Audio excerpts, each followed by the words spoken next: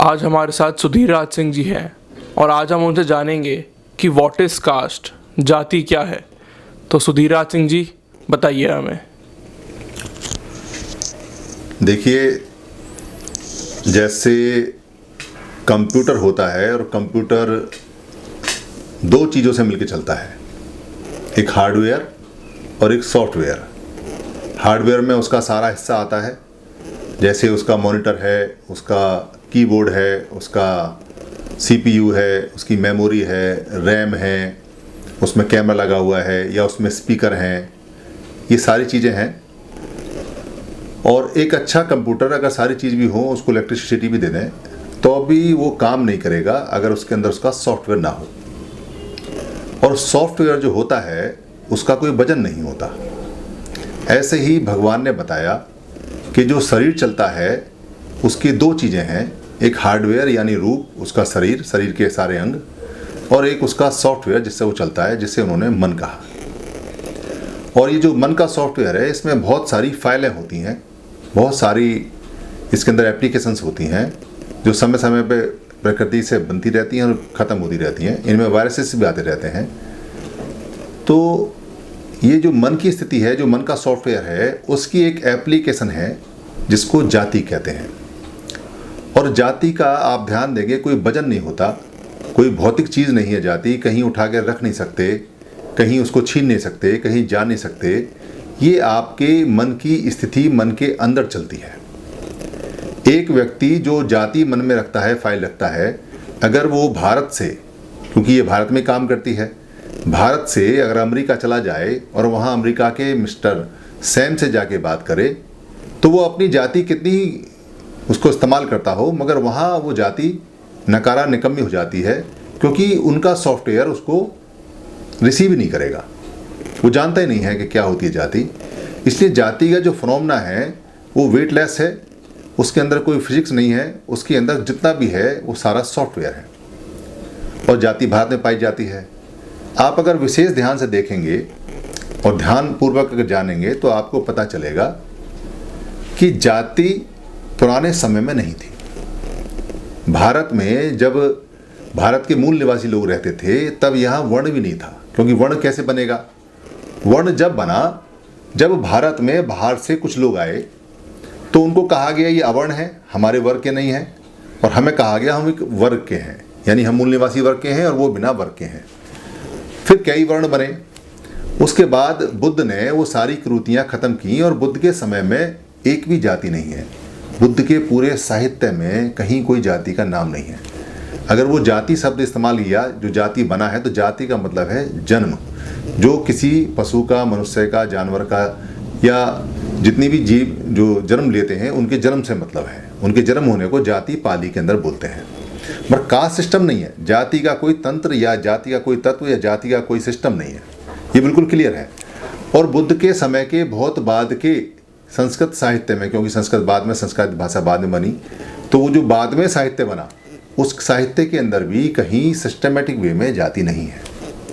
तो ये बात तय हो जाती है कि जाति कोई अमर चीज़ नहीं है, जाति बहुत बाद में बनी है। और कोई भी ऐसा व्यक्ति जो ये दावा करता है कि जाति उसने बनाई है, वो झूठ बोलता है, क्योंकि जाति का फिनोमिना ऑटोमेटिक, नेचुरल बना है। और जाति का जो फिनोमिना बना है या जाति का जो सिस्टम बना है, वो इस आधार पे बना है कि एक समूह या एक व्यक्ति को जाति के तंत्र से, सिस्टम से फ़ायदा होता है और दूसरे तंत्र को नुकसान होता है। जाति, अगर आप जाति को छुपाएंगे या जाति को बदलेंगे या जाति से घबराएंगे या जाति से परेशान होंगे, तो ये एक मनोवैज्ञानिक कंप्यूटर का फार्मूला है। ये ऐसा सिस्टम बना हुआ है कि वो और ज़्यादा मजबूत हो जाएगा। और अगर आप उसको सिर्फ जान लेंगे, आप उसका इस्तेमाल बंद कर दीजिए, उसे मानना बंद कर दीजिए, सिर्फ आप उसको जान लीजिए, तो जाति बहुत कमज़ोर होकर ख़त्म हो जाती है। तो लगातार जानते रहने से जाति का नाश हो सकता है, जल्दी हो सकता है। तो जानने के लिए आपको ये पता होना चाहिए कि जाति की उत्पत्ति या जातियाँ बनती कैसे हैं। क्योंकि जितने भी भारत में अब तक लोग आए और जिन्होंने जाति के ऊपर खोज की, और जितने भी लोगों ने जाति के ऊपर बात की, उसमें से किसी भी व्यक्ति ने आज तक यह बात नहीं खोजी कि पहली जाति कब बनी, पहली जाति बनने का फार्मूला भारत में क्या था, जाति कैसे उत्पन्न हुई। लोगों ने जातियों के बारे में डिस्कस किया, उनके परिणामों के बारे में बताया, उनके दुष्परिणामों के बारे में बताया, उनकी चर्चाएं बहुत हुई, कितने प्रकार की होती हैं, कैसी होती हैं। यानी हम उनकी विशेषताएं तो बता रहे हैं, उनकी उपयोगिता बता रहे हैं, उनकी अनुपयोगिता बता रहे हैं। हम बता रहे हैं कि देश के लिए ये नुकसानदायक हैं, देश के लिए अच्छी है, मगर हम इस बात को नहीं बता रहे हैं कि पहली जाति कैसे बनी। अगर आप ये समझ लेते हैं कि पहली जाति कैसे बनी है, तो फिर आपके हाथ में वो सूत्र आ जाता है कि जाति का विनाश कैसे हो सकता है, जाति कैसे खत्म हो सकती है, जाति कैसे वीक हो सकती है। और ये कुछ ज़्यादा मुश्किल नहीं है, ये इतना ही आसान है जितना कि थाली में रखी हुई रोटी को तोड़ के आप मुंह में रखते हैं। क्योंकि सबसे पहले आपको ये धारणा मन में बैठानी पड़ेगी कि जाति क्रिएटेड है, बनाई गई है और स्वतः बनी है, तो ये खत्म भी स्वतः होगी या खत्म की जाएगी। ये बात आपको बिल्कुल बैठानी पड़ेगी कि जाति अजर अमर नहीं है। जो लोग बहुत ज़्यादा मायूस हो गए हैं, जो बहुत ज़्यादा परेशान हैं, जो बहुत ज़्यादा इससे शोषित हो गए, क्योंकि कुछ लोगों को इसका फ़ायदा होता है और कुछ को नुकसान। तो ये बात तय है कि जिसको फ़ायदा होता है वो कभी भी जाति के समाप्ति के बारे में सोचेगा नहीं। वो हमेशा चाहेगा कि जाति प्रबल हो, मजबूत हो, क्योंकि उसका फ़ायदा उसे मिलता है। और जिसको नुकसान होता है इसका, वो हमेशा चाहेगा कि जाति ख़त्म हो। तो दो तरह के लोग इसको ख़त्म कर सकते हैं। एक तो जो जाति से फ़ायदा उठा रहा है वो, अगर वो अपना फ़ायदा लेना बंद कर दे, और एक वो जो जाति से नुकसान उठा रहा है, अगर वो अपना नुकसान उठाना बंद कर दे। तो जाहिर सी बात है कि जिसको फ़ायदा हो रहा है वो तो कभी नहीं चाहेगा कि जाति समाप्त हो। तो जाति वही लोग चाहेंगे जिनको इसका नुकसान होता है, तो उनको जानना होगा। तो इसके संदर्भ में अगर आप ये देखेंगे, मैं भारत की दो प्रमुख जातियों के बारे में आपको बताता हूँ। जैसे एक जाति है जो पाकिस्तान, ईरान और भारत के सभी उत्तरी दक्षिणी हिस्से पूरे देश के अंदर मिलती है, जिसको चमार कहते हैं। चमार जाति सबसे ज़्यादा लोगों की जाति है, सबसे ज़्यादा मानी जाती है, सबसे ज़्यादा जानी जाती है। मगर आपको जानकर ताज्जुब होगा कि चमार शब्द न पाली में है, न संस्कृत में है, और बहुत अभी के समय में ये चमार शब्द आया है। तो चमार शब्द की उत्पत्ति क्या है, चमार की मीनिंग क्या है, मतलब क्या है, अगर आप ये बात जान लेंगे तो चमार शब्द से आप भागेंगे नहीं। फिर आपको पता चल जाएगा कि चमार की उत्पत्ति कैसे है। क्योंकि कई लोगों ने इसको बदलने का प्रयास किया, इसके नाम को बदलने का प्रयास किया, मगर इसके नाम को बदलने से इसके प्रभाव को नहीं बदल पाए। कुछ लोग इससे भागे, उन्होंने दाएं बाएं इसको कहा कि ऐसी है वैसी है, उसका भी फ़ायदा उनको नहीं हो पाया। तो भागने से या छुपाने से या बदलने से ये बहुत तेज़ी से बढ़ती है, मगर जानने से घटती है। कैसे घटती है? भगवान के समय तक चमार नाम था ही नहीं। पूरे पाली साहित्य में एक सिंगल शब्द भी नहीं है चमार। आज के संदर्भ में कैसा बताते हैं कि चमार चमड़े का काम पहले के समय करते थे, वो चमड़े का काम करने वालों को चमार बोलते हैं। जबकि ये बात बड़ी अजीब सी लगती है, क्योंकि पूरी दुनिया के अंदर दो काम सबसे पहले मनुष्य ने सीखे। जब आग आई, आग के बाद में जब उसमें सभ्यता आने लगी, पहला काम तो वो करता था जंगल में जाके जंगली पशु से अंडे लाना, मांस लाना, और मांस के बाद में उसकी हड्डी का इस्तेमाल करना शस्त्र के रूप में, या उसकी खाल को इस्तेमाल करना उसको बिछाने ओढ़ने के रूप में। और दूसरा काम वो करता था जंगल जाके साग सब्जी, फल फ्रूट और लकड़ियाँ इकट्ठी करने का, जड़ी बूटी इकट्ठी करने का। तो इसमें जो पहला वाला काम है वो काम ज़्यादा मेहनत का होता था, क्योंकि उसमें जंगली जानवर भी मारना होता था, कई बार उसमें जान भी जाती थी। और ये जितनी ज़्यादा जो व्यक्ति खाल इकट्ठी करता था, क्योंकि जो खाल होती थी उसको पुराने समय में, बुद्ध के समय से पहले भी चीवर बोलते थे। चीवर, चादर नाम नहीं था जब तक, आज हम उसको चादर बोलते हैं, तब ये चीवर नाम था। तो जिसके पास जितनी ज़्यादा खाल होती थी, जितने ज़्यादा चीवर होते थे, वो उतना ही संपन्न, उतना ही इज्जतदार और इतना ही बढ़िया माना जाता था। क्योंकि ठंड के समय में खाल ही शरीर को बचाती थी। और जब आदमी ने साधना करनी शुरू की तो वो नीचे फर वाली खाल ज़मीन पे किसी जानवर की, जैसे शेर की या भालू की, जो उन्हें प्राप्त होती थी, उसको ओढ़ता था, उसको बिछाता था, और वहाँ बैठ के वो ऐसे करके साधना करता था। और इसी के तंबू बनते थे, और इसी का बैग बनता था, हाथ से सिल के, हड्डियों से सिल के, और इसी को ओढ़ते थे। और जिस समुदाय के पास में, जिस घर के पास में जितनी ज़्यादा खालें होती थी, उतना ज़्यादा वो मालदार, रईस और इज्जतदार होता था, और वो उसको ओढ़ता भी था। फर वाली खाल को ओढ़ के बैठना बहुत शान की बात होती थी। ये बुद्ध से समय की पहले की बात है। मगर बुद्ध के समय में कपड़ा बन गया। जब कपड़ा बन गया तो लोगों ने खाल को ओढ़ना बिछाना कम कर दिया, मगर खाल की उपयोगिता कम नहीं हुई। चमड़े के सामान से जानवरों की बेल्ट, जानवरों के घोड़ों के ऊपर के सामान, घरों के सामान, ये सारे बनते थे। तो आज के समय में भी जो रेक्सीन या प्लास्टिक का सामान बना हुआ है उससे ज़्यादा चमड़े का सामान अच्छा माना जाता है। विदेशों में इसकी और भी ज़्यादा है मांग। तो यहाँ भारत के अंदर जो लोग इस चमड़े के काम को करते थे उनको रईस संपन्न, चूँकि वो यहाँ के मालिक थे, माना जाता था। तो कुछ लोगों ने उनके काम को बिल्कुल ही गंदा, अपमानित सा करके और एक प्रचारित करके उस काम को अपने कब्जे में ले लिया, क्योंकि उस काम से उनकी सबसे ज़्यादा इज्जत होती थी, सबसे ज़्यादा मान सम्मान था। और बुद्ध के समय में कपड़ा आ गया था। तो बुद्ध के समय में कपड़ा आने के बाद बुद्ध ने जब अपने राजशाही कपड़े, अपने अच्छे वाले कपड़े त्यागे और सबसे पहले जो कूड़े पे बना हुआ, जो कूड़े के ढेरों पे पड़े हुए कपड़े थे, उनका चीवर बनाया और उसको ओढ़ा और ज्ञान प्राप्त किया, तो चीवर की वैल्यू बहुत ज़्यादा हो गई, चीवर की प्रशंसा बहुत ज़्यादा हो गई और चीवर का मान सम्मान बहुत ज़्यादा हो गया। बुद्ध ने जब जगह जगह स्कूल खोले और स्कूल खोलने के बाद जब छात्रों को पढ़ाना शुरू किया तो उनको भी उन्होंने वही चादर, वही चीवर एक जैसा टीचर के लिए और एक जैसा स्टूडेंट के लिए दिया। वो एक रंग में रखते थे, जो पेड़ की खाल थी उसमें वो रंगते थे। और चीवर की इतनी ज़्यादा इज्जत हो गई, चादर की इतनी ज़्यादा इज्जत हो गई कि अगर कहीं टंगा हुआ भी मिल जाए तो उसको लोग इज्जत दिया करते थे। और अशोक के समय तो चीवर बहुत ही उच्च अवस्था में था, क्योंकि उस समय लोग जो चीवर धारण करते थे, स्कूलों में जाते थे, वो 1 दिन के लिए, 10 दिन के लिए, 1 महीने के लिए, 1 साल के लिए ऐसे भी जाते थे और जीवन भर के लिए भी होते थे। सारा वातावरण बिल्कुल चीवर में ही था, चादर में ही था। और चीवर की ख्याति, चादर की ख्याति, क्योंकि चीवर को हम बाद में चादर कहने लगे, उसकी ख्याति आज भी बहुत ज़्यादा है। चीवर की शिक्षाएं लोगों ने चली गई मगर उसका अनुकरण नहीं गया। जब हम चादर लपेटते हैं ऐसे तो वो चीवर की तरह होती है, उसका सम्मान होता है। किसी को हम चादर देते हैं तो इसका मतलब चीवर दे देते हैं।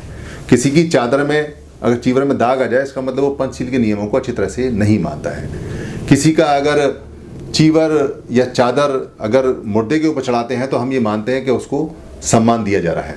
बहुत सारे लोग जो स्कूल 1 दिन नहीं गए, बिहार 1 दिन नहीं गए, मगर चीवर की इज्जत होती थी तो वो ऐसे चीवर डाल के अपना फोटो लगा के बैठते हैं जैसे एक बहुत ज़्यादा ज्ञानी और बहुत ज़्यादा ध्यानी लोग हैं। ऐसा करके चीवर की जो ख्याति है वो आज भी है, क्योंकि चीवर आज की चादर है।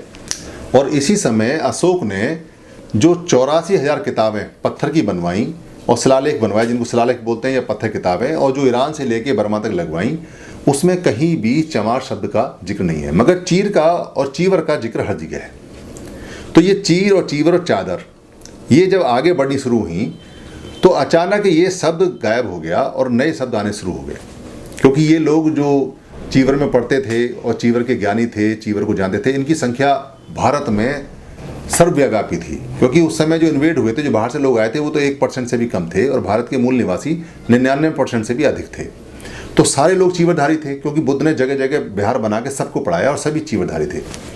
तो ये चीवरधारी जो लोग थे, क्योंकि उस समय चादर इसका नाम नहीं था, इन्हीं में जो चीवर धारण करते थे उनको चौधरी कहा गया। इसी में चमर कहा गया, धीमर कहा गया, चीवर कहा गया, चम्मड़ कहा गया, चंडाल कहा गया, चूड़ा कहा गया। जितने भी शब्द चादर से संबंधित जगह जगह भाषाओं में बदलते चले गए और चादरों के ओढ़ने का, बिछाने का एक बाद में चलन सा हो गया। ये नाम पड़ गए, चीवर खत्म हो गया और ये नाम परमानेंट हो गए, कास्ट बनते चले गए, जिनको उनके खानदान के नाम से पहचाना जाता था। तो पहली बार जो नाम पड़े वो इस तरह से पढ़ने शुरू हुए और पाली में सारे अक्षरों का, सारे नामों का जिक्र मिलता है, मगर किसी की जाति का नहीं मिलता। जाति का इसलिए नहीं मिलता क्योंकि जब भगवान ने सुनीत को दीक्षा दी और सुनीत को पढ़ाया तो कहते हैं, बताते हैं कि सुनीत भंगी था। तो भंगी तो जात थी नहीं वहाँ, क्योंकि सफाई का कोई काम बुद्ध के समय तक था ही नहीं। लोग अपनी सफाई अपने आप करते थे, ऐसा विनय पिटक में सारा रूल नियम दिया हुआ है।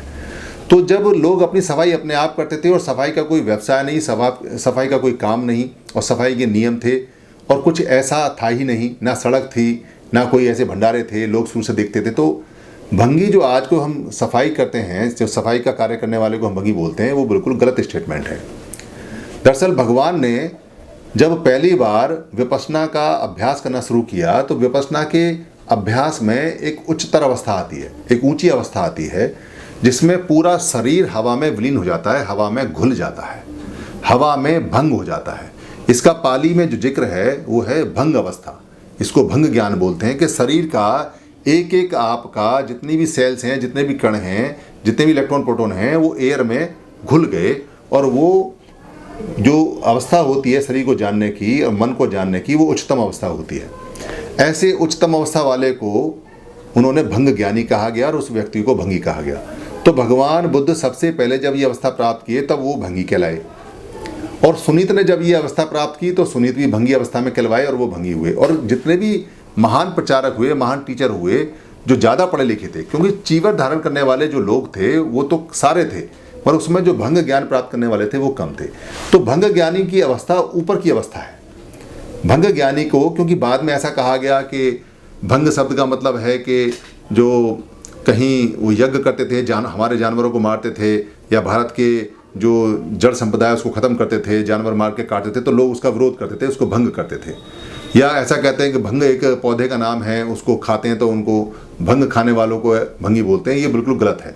प्राचीन समय में पाली के अंदर जो भंग ज्ञानी लोग हैं वो बहुत ऊंची अवस्था में हैं।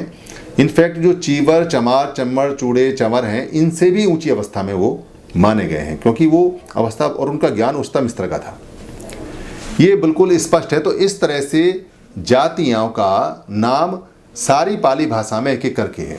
जैसे जिसको बोधि हम बोलते हैं, बोधि का ज्ञान हो जाता है, उसके वंशज जो चले आ रहे थे वो बोधि से लोधी हो गए। जैसे लाल बेगी है, लाल बेगी का मतलब है लाल कपड़े पहनने वाला बेगमी, जिसको भिक्षु बोला करते हैं, क्योंकि भिक्षु जो होता है, टीचर जो होता है, वो लाल कपड़े पहनता है और उसको हम चीवर बोलते हैं। जैसे चौधरी का मैंने आपको बताया कि जो चीवर धारण करता है उसको चौधरी बोलते हैं। ऐसे ही जो अरहत होता है, अरहत का मतलब होता है ऐसा ज्ञान जिसमें आपका सारा दुख दूर हो जाता है, उसको अरहत अवस्था बोलते हैं। तो अरहत या अरिहंत अवस्था, अरिहंत बोलते हैं जैनियों में, अरहत या अरिहंत अवस्था के जो वंशज लोग थे, यानी जो उसके खानदान के लोग थे, क्योंकि अरहत तो शादी करते नहीं, और उनके जो परिवार के लोग थे उन्होंने अपने को अरहतवंशी कहा और वो अहीर हो गए, अहीर में आने लगे। तो ऐसे करते करते करते जैसे चांडाल लोग हैं, तो चंड प्रजोत जो एक राजा थे अवंती के, बुद्ध कालीन अवंती के राजा चंड प्रजोत। चंड प्रजोत का मतलब है, चंड का मतलब है चंट, चंट माने चतुर, चतुर, और प्रजोत माने जो प्रज्वलित होता है, जलता है। तो चंड शब्द बहुत ही कमाल का शब्द है। तो जो चंड से बने हुए लोग हैं वो चंट और चालाक होते थे, इसलिए उनको चंड, चंडिका, चंडाल ऐसे करके उनको बोला जाता है। और वो उनके गुण हैं, जो गुण उनके अंदर आए, जो वो चतुर लोग थे, वो गुण उनके थे, इसलिए उनको ऐसा करके बोला गया। क्योंकि उनका राज चला गया, उनकी सत्ता चली गई, राज और सत्ता जाने के बाद में वहीं उनके गुण अवगुण में परिवर्तित हो गए और वो अपनी भाषा भूल गए। पाली भाषा का अध्ययन करेंगे तो आपको पता चलेगा कि जितने भी नाम भारत में हैं गाँवों के, और जितने भी नाम जो निम्न जातियाँ, जिनको छोटी जाति बोला जाता है, जिनको अपमानित जाति बोला जाता है, वो सभी अपने शौर्य की गाथाओं की कहानी बताते हैं।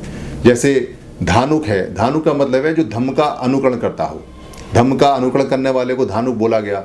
जैसे 5 सील में जो वास करता है उसको बोला पंचशीलवासी, यानी पासी या पासवान बोला गया। जैसे महार है, महार का मतलब है मार को हराने वाले लोग, जिन्होंने बुद्ध के समय में जो मार आई थी, ऐसी विपश्यना की, ऐसी साधना की कि उन्होंने मार को हराया, वो खानदान के जितने लोग हैं उनको महार बोलते हैं, वो महार हो गए।